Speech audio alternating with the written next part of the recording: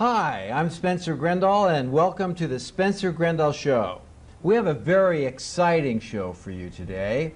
We are returning to a theme of a past show, an archaeological show, and Randy Kopang, our guest today, and I explored in our past show a mystery about huge blocks in a temple in Baalbek in Lebanon. And we went on the web and we looked through all the museums on the web and we downloaded pictures from the web and we just worked very hard and got a lot of stuff.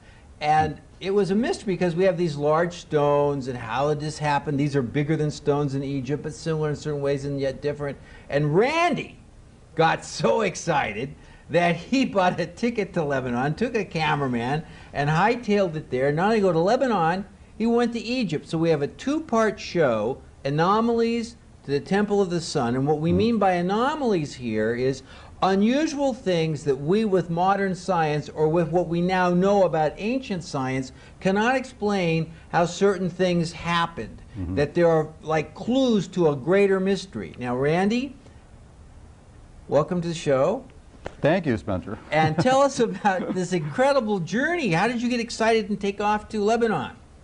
Well, yes, indeed. In our previous program, which was exactly a year ago, almost exactly a year ago,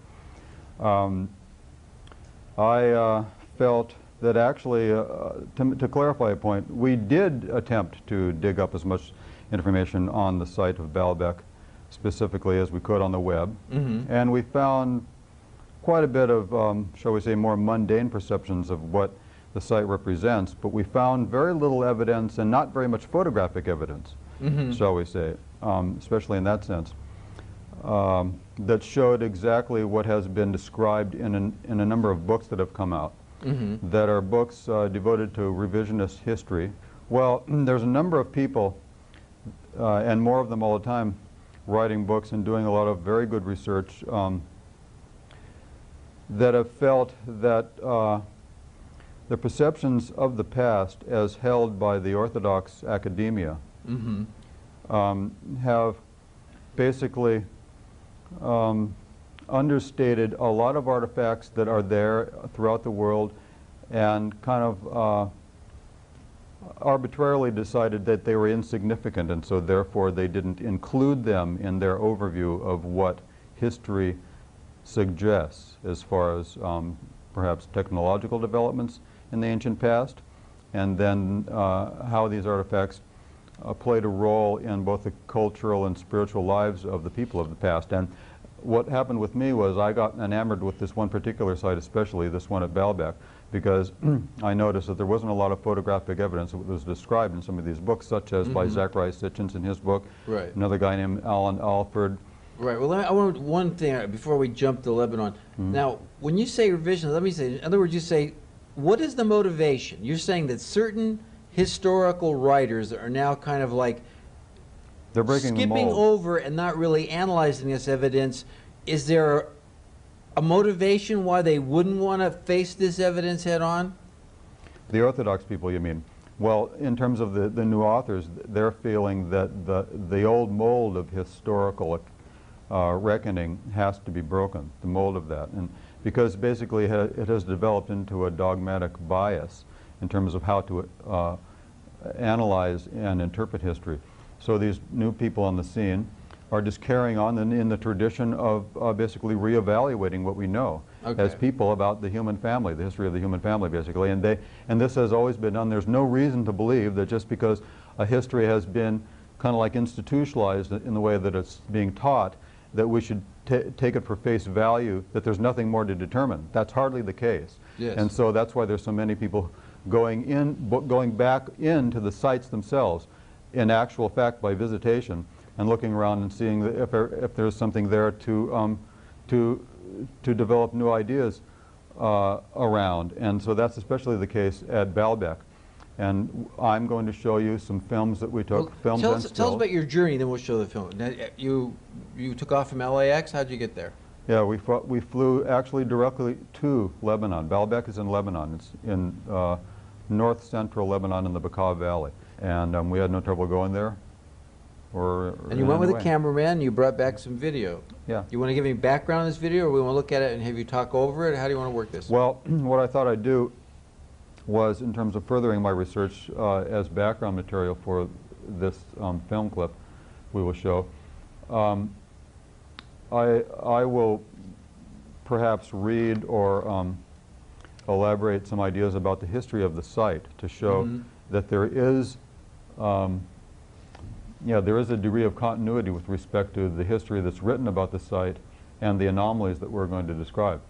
And primarily that focuses on the two walls of a temple there, which was built by the Romans, beginning around, I believe it was begun in around 60 BC and continued to be built for approximately 300 years. It was never completely a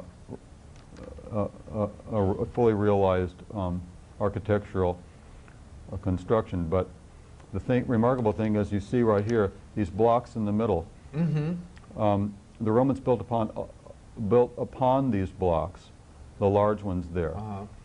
And you can see that the lack of continuity in the foundation stones of this wall. Very clearly, it was as if the smaller blocks at the far right and at the top were added on. Yes, you can see that very clearly. Now the history of these blocks that you see go back into time immemorial. And as a matter of fact, I'll read from a book written by the curator of this site for 37 years, named Michael Aloof. He says that the tradition states that the fortress of Baalbek, this is not the fortress, this is the temple, known as the Temple of Jupiter, built by the Romans generally, that's what it's known as. But the tradition states in the town, in the area, in Lebanon, that the fortress at Baalbek, which is nearby on Mount Lebanon, is the most ancient building in the world and was built by Cain, son of Adam, in the year 133 of the creation. Wow. And then another... Now this is another example here of the above is the Romans, and the kind of the rough stuff is the older, going back to the time of Cain. Well, that's pretty far back. That's what the tradition says. I mean, that's the Adam and Eve. Of course, I don't believe that. And the revisionist historians are going back and saying, let's listen to these traditions and give some serious consideration to why these people say these things, and not presume that they've just made it up or created a myth for the sake of creating one, right? Now, is this that big? The big these blocks in that one's the ones on the very top, right? They're known as the trilithon, and they weigh over 1,100 tons. So the remarkable anomaly is that how these could have been moved. 1,100 tons, one block. Precisely. You can see how precise they're mounted there. Look at that stuff. That's amazing. Exactly. Now the point I'm trying to make here is that the history shows that into time immemorial, this site has been recognized as, in one way or another, in one form or another, being constructed in this site. And it goes back actually into the whole story of Genesis. So there's a man who's still alive, whose name is Christian O'Brien, who's been basically doing a process of analysis both in terms of etymology and philology of the ancient texts left by the Sumerians and the Babylonians and the Akkadians, and pre-biblical texts by the Hebrews, and coming to the conclusion that the history that's accounted in all these ancient texts is basically a history that includes this site, but not the temple that's built above these giant blocks. Not this Roman addition. No. That's being pointed out by the finger. That's the Roman addition up there. Right. That's relatively modern.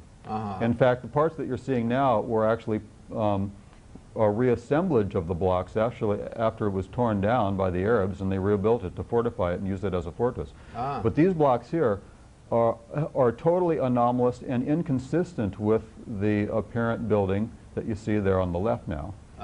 And so we're trying to evaluate that in terms of a history that's not academically acceptable. It's outside the parameter of an ancient view that anomalous things, namely the movement of such blocks. I mean, we've looked into this to the degree of talking with engineers and crane operators that move large blocks to tell you that if you expected primitive people to do this all by hand, it would have been virtually impossible, because there's no way you can maneuver blocks that weigh hundreds and hundreds of tons. I mean, it's staggering just to imagine how much these things weigh. But as you can see here, me coming through this doorway, now this is on... How far were they from the site where they were quarried? The quarry where they believe most of the blocks that you see everywhere, both used by the Romans and these, come approximately a mile away only. But nonetheless, we're talking at a time wherein they didn't have the wheel, right? This predates that kind of technology by actually thousands of years.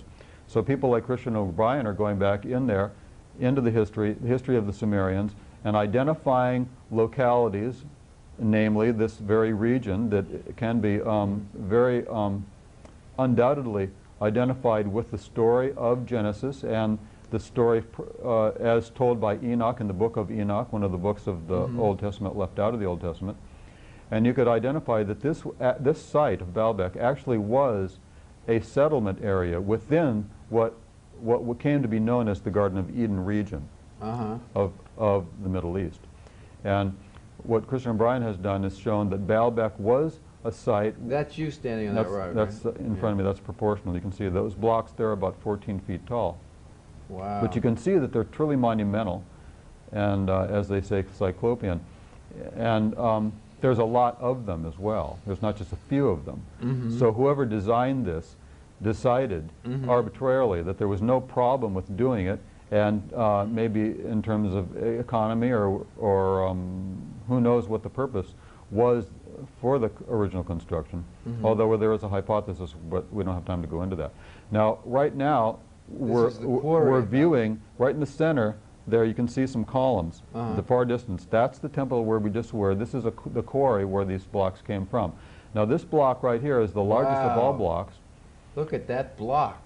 Yeah, the estimate weight of that one is... why is it just sticking there? They get interrupted in their building? Perhaps 1,500 tons. Whoa, here come the Pleiadians to attack you. Yeah, now in two books that I have on this site, it actually states, this is not a revisionist supposition, that there was a place for it at the site, and there was every intention of moving it over there, but for whatever unknown reason they did not. So it's not a hypothetical that this block was going to be used as such. They actually say that in the histories, that it was very likely to be used. Give us the length and give us the dimensions of this stone. I think this is 72 feet long, and I think that's more or less 14 or 15 feet square. It's not the only one, however, and one of the new things that we discovered was that over the hill, not found in any books or any websites, there was another block approximately the same size, and we're going to show that here now. This is actually, you know, a few hundred yards away to the north, and there it is. And it's been cut up a little bit by people. Yeah, there was a little bit of it looks like they might have been attempting to you know, take some of the granite, carve it up into smaller pieces or whatever. Make some bricks. It's cyclopean, just like the other one. Wow, that is huge. And very remarkable, yeah.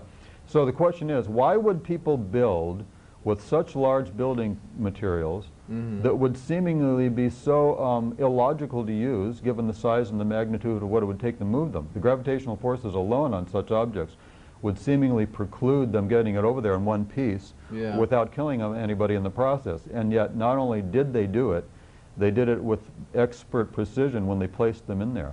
That's what's remarkable, and so that's the anomaly we want to deal with.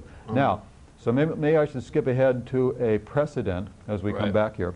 And the precedent is that in the 40s and 50s in this country in Florida, there was an immigrant from Latvia, a man named Edward Leedskalnin. And he built what is known to this day now, currently being preserved in Florida by the state as a heritage site, what's called the Coral Castle. And it was basically a large residence that he built entirely on his own. And it was very well documented, irrefutably, without any doubt, and known by government officials, because it's said in a recent book that came out that addressed his situation at length, and a chapter devoted to his work, that the United States government actually visited him to find out how he could construct a rather large building, all composed of They're again very, very large blocks weighing several tons each. And he did it entirely alone, without the help of work gangs, assistants, cranes, or any machinery to help him maneuver these blocks after he quarried them himself.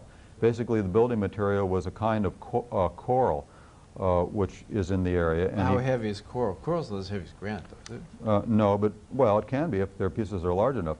And the largest piece in his construction was 30 tons. Another one was 20 tons. The average, I guess, was maybe 1 or 2 tons. But this place is now being protected by the state of Florida. And in the brochure, which I saw a brochure that you can get there, it actually makes it perfectly clear that the anomalous thing about his work was that he was able to move seemingly impossibly large blocks all by himself with precision, and constructed this residential, well, this little castle that he created. Now, the principle is that if Edward Leeds-Callan could do what apparently people did in the past, seemingly by unknown means, which he would never reveal till his death, perhaps he was right when it is now quoted by him as saying, he was quoted as saying that he figured out how they built the Great Pyramid, because one of the anomalies of the Great Pyramid, which we will address in the second part of our program, or large blocks there, just like you just saw at Baalbek, were done in some anomalous way. Now, the Orthodox view is that it wasn't done by anomalous means or paranormal means or anything else. It was just basically done by grunt Lots work. of slaves and a bunch of little pulleys. Yeah, exactly. And that's all very romantic and seemingly logical and rational.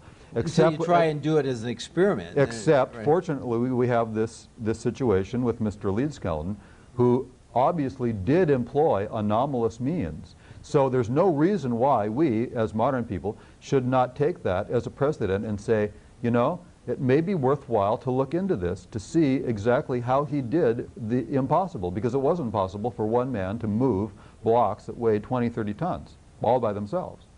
And when you go to Baalbek and you see blocks that weigh over 1,000 or 1,100 tons and are placed over 20 feet in the air with precision, maybe that's how they did it.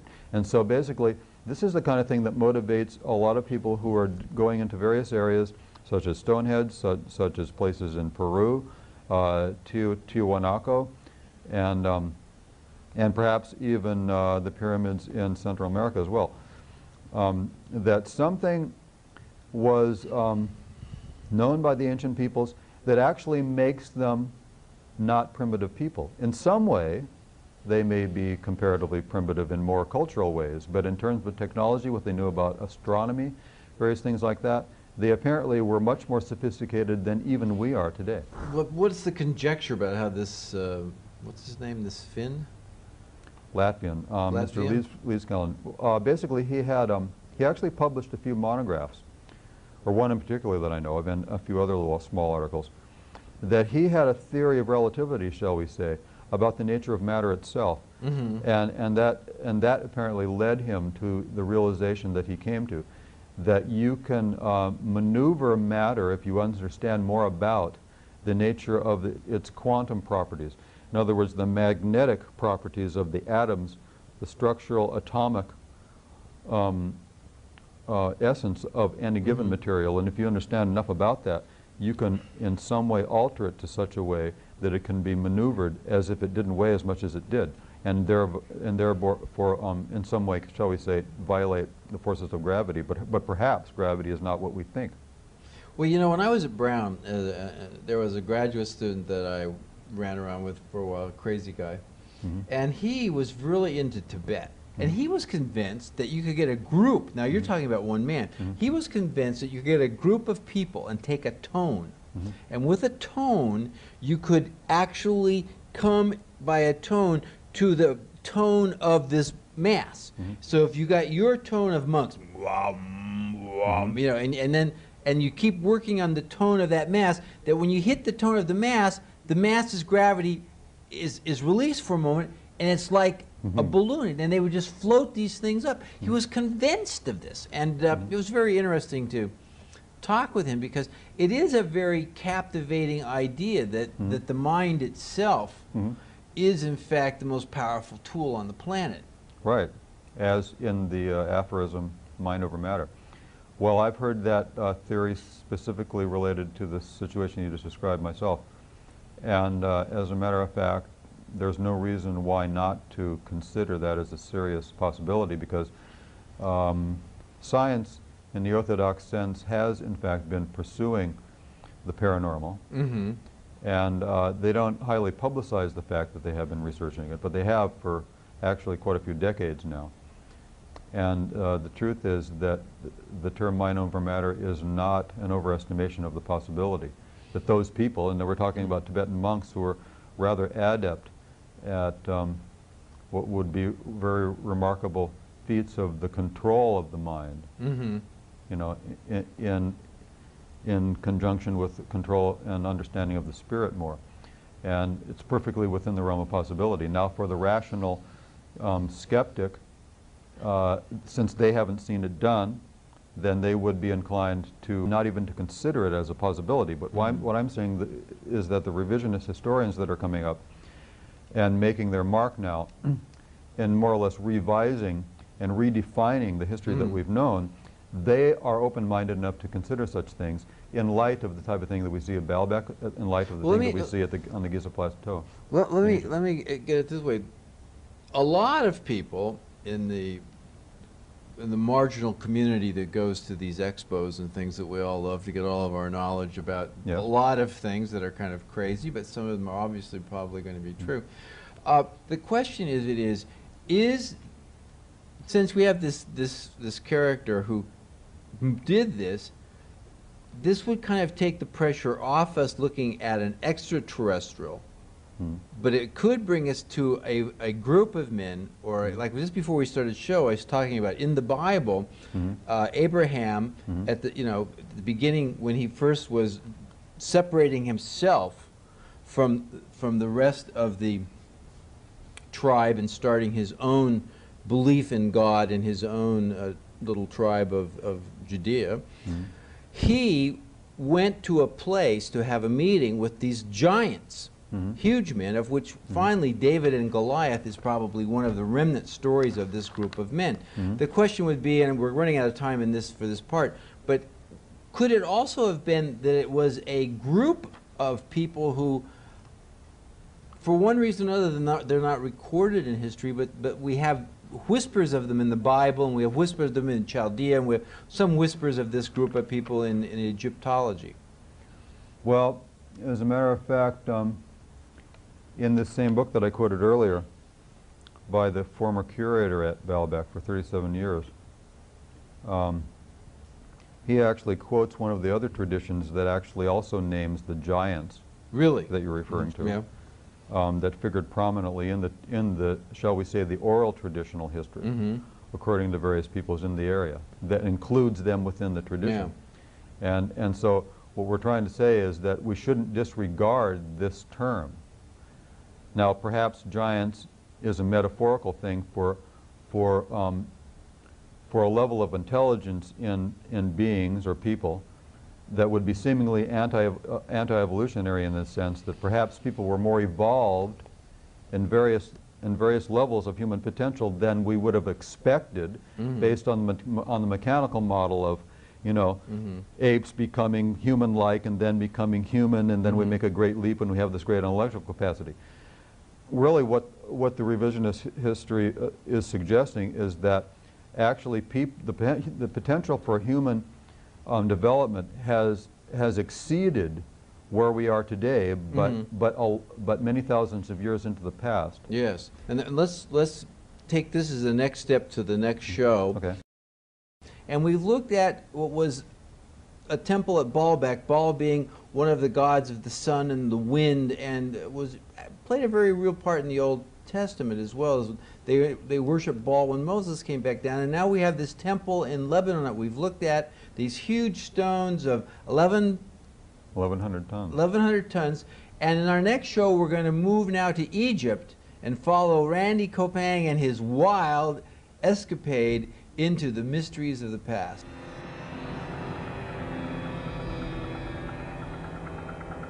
and we're today going to be discussing Egypt. So, Randy, continue your interesting saga, your tale of questing how ancient man moved great stones. Thank you, Spencer.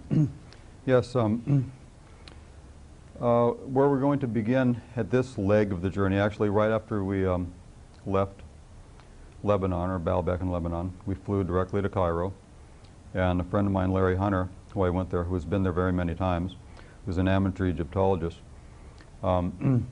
we hooked up with some friends of his and went to a number of sites. I believe the footage that you initially see will be that of Giza. The very first scene, in fact, will be a scene, basically just one small segment of the Great Pyramid at Giza. And I thought I'd open up with that image so you can get an idea of the average size of the blocks that were used in the Great Pyramid, the largest pyramid. And they average supposedly around 2.5 or so tons. And I wanted the audience to have a memory there of what that average size block would be compared to many others that you'll see in the ensuing few scenes, wherein the blocks are many, many times larger than that. Now, some of them are on the Sphinx, right? Well, no, not actually on the Sphinx. They're near by the Sphinx, adjacent to the Sphinx. And actually, a number of them are, I believe, near what has been identified as a mortuary temple in front of the second pyramid. Yes. And the other thing we're going to be looking at is looking at the theory that so many people advanced. Well, they had these tools and have enough slaves that these little copper tools, they could carve these rocks. And we're going to have a roll-in of an expert showing how the copper tools that they have in the Egyptology Cairo Museum, excuse me. In the museum, these tools just look pretty futile compared to the rocks. So there's this big, and yet everybody's, oh, you get 80 million slaves, some of them Jews, white little Jews, and they're going to make these rocks. I don't buy it. So we're going to see that. Should we roll it in now and talk over it, or you have more prep? Well, let me introduce that portion of the footage in the sense that you're not going to know who that is unless I kind of prepare you for now. The person that you will see, kind of interjected in the footage that I brought, is from a presentation given by one of these revisionist authors that I referred to in the first program. These numerous people who are writing this alternative, shall we say, hypothesis on the ancient history. And his name is Christopher Dunn. And his book is titled The Giza Power Plant. It's been out for about a year. And he is a 30-year engineer and machinist who is applying his knowledge to the evidence in Egypt, around the pyramid and at many other sites throughout Egypt, in fact, that shows the signs of not actually handwork done with seemingly primitive tools that are limited to copper. But actually he shows unequivocally in some cases that there was obviously some kind of more highly developed technology well in advance of the ancient primitive means of people who were doing this basically 3,000–4,000 years ago. And therefore, my contention is that that's anti-evolutionary, at least in terms of the evolution of technology. If we consider what we are doing today with all this technology here making this show, is the end of an evolving, sophisticated process. So how could it be that 3,000 or 4,000 years ago they had what apparently seems to be some type of machinery? I like that term, anti-evolutionary, because what you're saying is, like, here we have the history of everything, and right in the middle of the lizards is a mammal. How did that happen, Well, these lizards were pretty smart. A couple of them got in the sun, got hot-blooded. So you're saying that really, to have this kind of really fine stonework is actually anomalous to the whole accepted pattern of the tools and the trade skills that we can identify through the other archaeological evidence. Is that a fair summary? Yeah, it's totally contradictory and therefore seemingly anomalous that we would have evidence that does not, it's not consistent, it's incongruent, it doesn't seem to fit in the sense of presuming that technologically the Egyptians, actually it would be more accurate to call them the Cometians, because Egypt was only called Egypt by the Greeks. The term for Egypt is actually called Kemet, and it would be more accurately to call them Cometians. that they were primitives in terms of technology. I mean, the pharaohs themselves were calling themselves commissions. They weren't saying, Yeah. "I am an Egyptian pharaoh. I'm a commission pharaoh." Yes, Now that's they you know did. that just blows my mind, because I think I took some pretty good history classes. No one brought that out. No, of course not. But you see, this is the way knowledge is filtered. Yeah. By only giving you one variation on an approach to identify a people and what they were like. It's basically it becomes a knowledge filter, and it's a bias, and that's what the revisionists are trying to basically counter. And there's no reason why not to, because we're trying to be fair and unbiased in the sense that, hey, listen, there's obviously questions here. No one has answered all the questions. Hardly, in fact, they've basically, well, to quote I.E. Edwards, here I'll even read this. I.E. Edwards was one of the most renowned, famous expert in the Orthodox sense in pyramidology and Egyptology, and he was the curator of the Egyptian collection at the London Museum for many years. He's now deceased. But in his book, Pyramids of Egypt, he said, I will quote, "It must be admitted that pyramid construction is a subject on which the last word has certainly not yet been written," and that's the whole point why we're here. All right, well, let's go to this tape then. I want to say, there's an easier way to say this. In the words of Joe Friday and Dragnet, we, the revision, we are just interested in the facts, ma'am. Just the facts. Just the facts. Okay, and these facts are being covered up. All right, let's start. Giza Now there you Park. go. That's the average block at the Great Pyramid right there. And you can see that they're a good size and therefore difficult to move around. But Mr. Leedskalnin, as we referred in the first program, must have figured it out, because he said he did figure that out, how they move them into place, because he did it himself. Now those blocks there are estimated to be in the hundreds of tons. Exactly how much we don't know, but from left to right, that's one block there. That's in front of the second pyramid. This is also nearby that one that you just saw, in I believe what they call some kind of a mortuary temple or whatever, in front of the second pyramid. That whole scene was one block. Here are a couple of blocks. They're very, very large. This is just a more series of large blocks that we're showing comparatively. This kind of rough masonry hewn Yeah, stuff. this is the end of one, kind of the width, and in a minute you'll see that's how long that block is. That's probably one of the ones that they estimated to be 200 tons. Those are rather large. Those are limestone. Limestone. Now here are the tools. Okay, this is what we And want to these are in freeze. the Cairo Museum. Yeah. They're made out entirely of copper, and you can see that they're rather seemingly primitive and simple. Simple. These are the tools that made the pyramid in the Cairo Museum. So Christopher Dunn will actually demonstrate in a moment, as we show him, demonstrate what it will be like to use a copper chisel when applied to a piece of granite. That's actually what he was going to demonstrate The here. use of copper chisels that have been actually hardened by hammering, or work hardened. And I brought with me today a copper chisel and also a piece of granite. If you don't mind, I can. Please. I would have you hold this.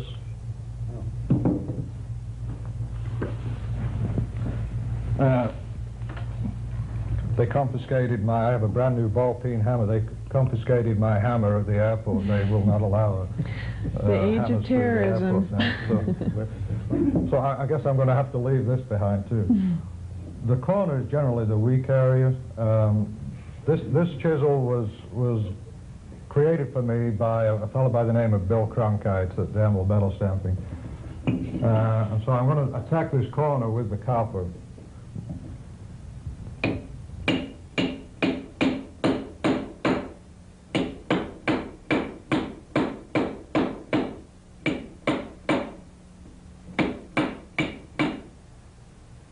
You go, guy. Next chisel.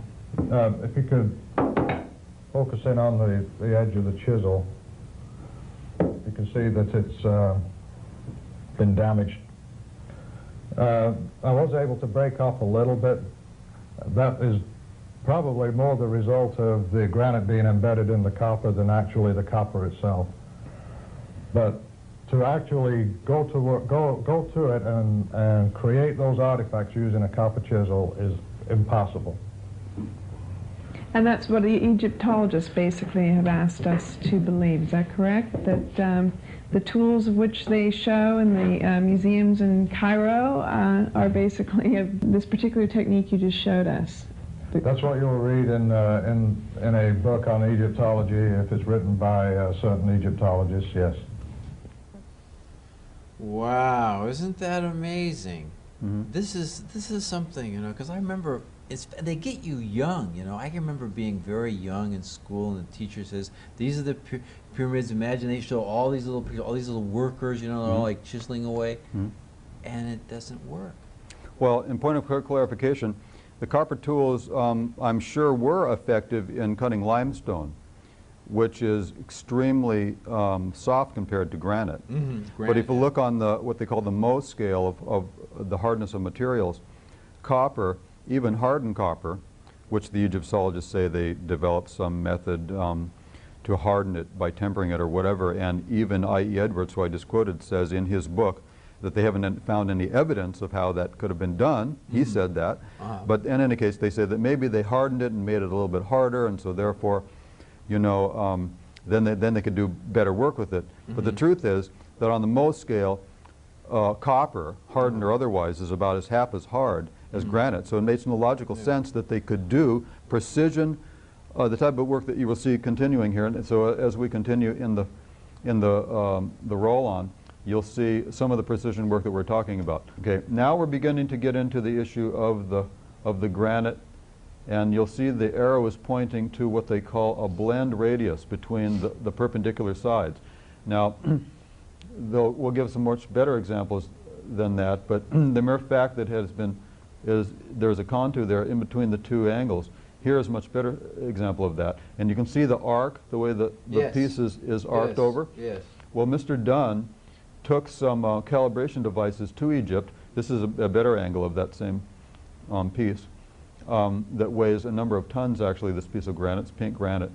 And notice that the contours in the blend radius there in the corners, and then the radiuses of the curve itself are absolutely uniformly, precisely parallel and contoured in basically 3 axes, X, Y, and Z axes. And his conclusion was that in no way could have been done by hand with copper chisels. Now here's a better contour.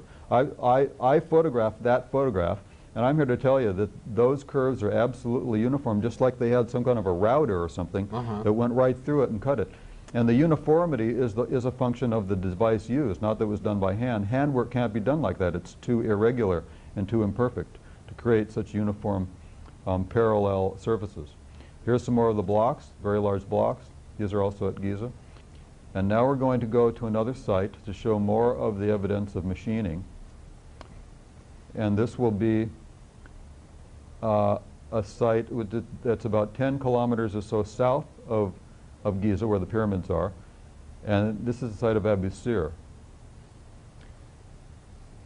And there are 3 of the pyramids that are at this area, circa 2490 BC. That's the hypothetical time that they believe all this took place. However, the revisionist view is that actually the temples associated with these pyramids were there long in advance of when they were utilized by the pharaohs in perhaps the 5th dynasty. Now, is this another anti-evolutionary thing, or are these actually younger? This is the beginning of a series of photographs. Here you see some more that show absolute evidence of boring. Now, the conventional view is that they did have drills. The problem, though, is that they've never found any drills. Well, there's no evidence of drills in any So of these obviously digs. what we're showing is that they did have evidence of drills, but they never found any. Really all they ever found were copper chisels and some kind of like hammer devices. There, yes. But that's a rather large one. But the most impressive holes are right here in this shot, and some close-ups we have to show the scoring on the inside of the holes at the radius. Here's even more. Those holes are about 2 or 3 inches in diameter, and they're absolutely perfect holes. That material there was basalt. This is just, and here's another one. Wow.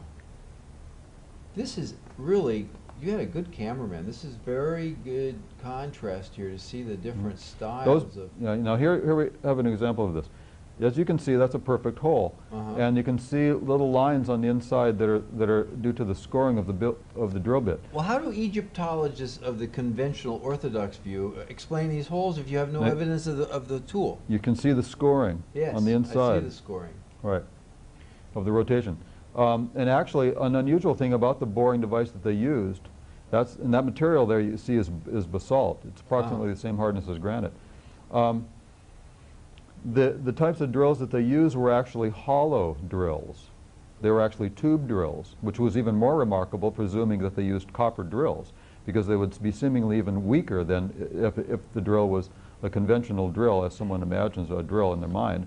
These drills were hollow, so that it left a cylinder that had to be broken off after the drill went down. Do we use diamond bits to do that now? I mean, yeah. Can they Well, do that with steel? we would use basically something that would be called silicon carbide, or perhaps with diamond tips on the drills to cut through that type of hardness of material. Yes, and of course you can imagine. Well, they must have had the technology to affix precious stones to the material of the copper if the drills were made out of copper. The whole thing is illogical. Now here's a copper lid. This has been addressed. What lid? A copper lid, basically. A coffin. Your coffin lid. Yeah. Copper lid. Sarcophagus. Yeah. Okay. Wow. Here's a shot of the facing stones that are the type of thing that are now missing from the 3 Great Pyramids, but this shows you what they would have looked like if they were still there. They had been removed. Because they were too valuable? Yeah, they removed them to use them as a building material. They were marble rather than granite, is that right? Not quite marble, but close to it. Now, how did they cut those stones right there? Is that sandstone? Well, there's no telling. Those are made out of red granite. Jeez.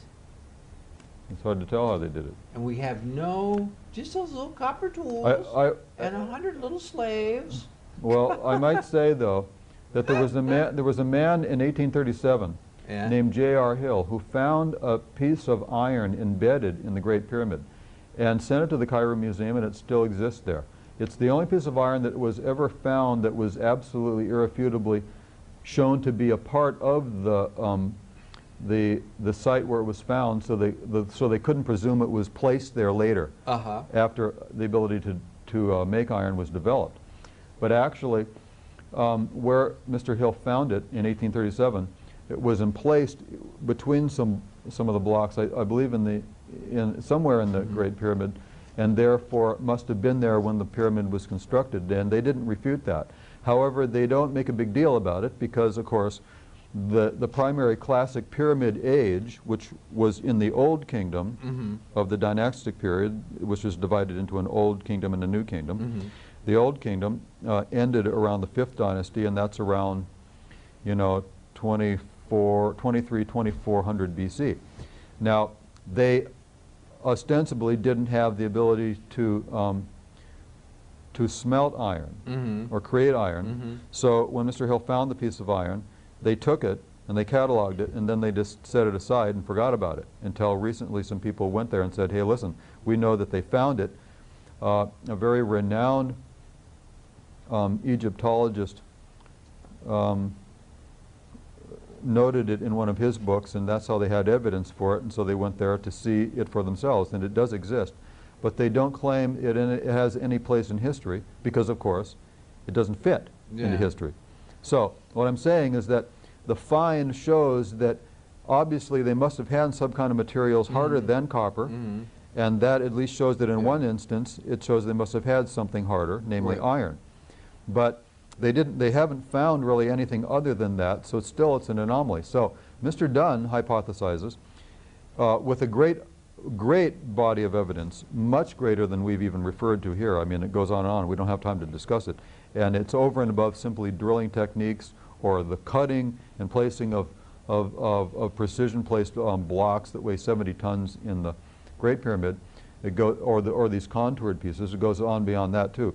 But in any case, the point is that Mr. Dunn makes a case for this in the sense that you can very clearly see evidence of some kind of machining in various ways, not only drilling, the sawing of great pieces of granite, where in the book he shows that the grooves in the granite were left from the device that was used to saw the ends of certain things. And it must have been a machine that worked at high speed, because if you were going at a slow pace by hand, you would see that, oh, we're getting a little bit off, let's stop. But anybody who has the experience of like a skill saw or whatever, that kind of analogy, you know that when you start to go off, you miss it quite a bit, and you have to come back because the blade is rotating so fast. And so it's difficult to get it back online, and to avoid going further, you almost can't because of the momentum of the machine. And that's the kind of evidence he's found to show that it wasn't done by handwork. It must have been done by some kind of a machine, wherein the cutting process was being done rapidly, much more rapidly than could possibly have been done by hand. Now, another problem is the pressures involved. When you're working on these materials like granite and diorite and basalt, the pressures that would have been involved to drill holes that are that big around would be extremely large in terms of pressures to bear down. How could a single man, bear many, I mean, God knows how many thousands of pounds per square inch to get it to go through there? See, these are the anomalies that we're talking about. Okay, now we're going to go on to our last piece of film, I believe, and that is Abu Ghraib. And this is a very remarkable place, one of the most remarkable, because you're going to see also evidence of the tube drill phenomenon. And right before you there, right there in the middle of the screen, is an altar, as they call it. This is an example of the same kind of material in a pavement or a podium that is this whole area was paved with. Now it's broken off. You can see the podium around it. Yeah. That whole area apparently was paved with that same material at one time, and that material is basically solid crystal alabaster. It's about as hard as quartz, I believe. And this circle that you'll see right here shows the irrefutable evidence of how they contoured this portion of this altar. You will see us freeze frame this in a second. And there again, it was evidence that they had this kind of hollow drill technology that drilled down in the corner and left these circles there and to the left, and then to the left again. You'll see the radius of the cutting device that was used. So they drilled it down like in successive places to remove the material. And there you can very clearly see it. That was not left by a copper chisel. Yeah, but I have a question. You know, if you drill down like this, you still have to cut across to get that, you know, I mean, you can't just... They did it successively. You see the radius next to each? See, there's another one next to the other one on the right. Yeah. See what they did? They went like, they did one, then they moved over the approximate radius, and then did our diameter, and then they did another one, and then they did another one. That's the way they did it. Then they had some method of polishing. See, there's another. They had to have some method of breaking it off at the bottom. You see there? There's another scarring. Or cutting it at the bottom. Yeah. Because even though you make all those little can cuts, now we've got about 3 minutes here to go. How much longer we got on the tape here? Just probably a couple more minutes. Okay, because we have a sample of that. Yeah, we're going to show a sample of that material. I brought it back. That he got at the site. And the whole, imagine a whole, how large an area would you say was made out of this crystal? Well, this originally? This altar is about 4 feet high and about, I don't know, maybe 9 or 10 feet in diameter. It's solid, 100% solid, as you can see. Wow. They say that it's alabaster. In any case, it's some kind of solid crystal, extremely hard. I would say even harder than granite, which is almost entirely quartz. But it's remarkable that they got this material, and then they used the same material as a pavement upon which to place this altar. Yeah. So there again, they had extremely hard material to deal with. Where'd they quarry this stuff? I don't know. I've never heard any references to where the quarry was. Okay. Well, we're now only down to 1 minute, so we should probably fade from the roll-on now so we can show the stone that we actually have. Yeah, we have a piece of this. So Tim, if we come here, here is the stone. They actually had that something would be 4 feet. See all the little veins in it, and that. It would be a larger, that's a small piece that had fallen off, was lying on the ground. And we're going to conclude with, imagine how they were able to cut that with devices that we still don't understand how they do it. And let's conclude the show with, that's why we called this the anomalies. There are situations in these temples and their construction which are so unique and so different that we still don't know how, from the evidence that we have now in archaeology, how they did these things, and how they did them is a mystery. And we would appreciate if the historians, instead of not glossing over the facts, would meet these facts head on, so we could have a greater understanding of the kind of human accomplishment and achievement that was truly done in ancient times. And Randy, I got to really thank you for coming on the show with this amazing video that you did and that amazing journey you made to Lebanon and to Egypt. And really thank you very much. It was really a great adventure. And stay tuned. We'll have more adventure with Randy to come, I'm sure. He'll be off on another adventure soon. That's right. Thank you.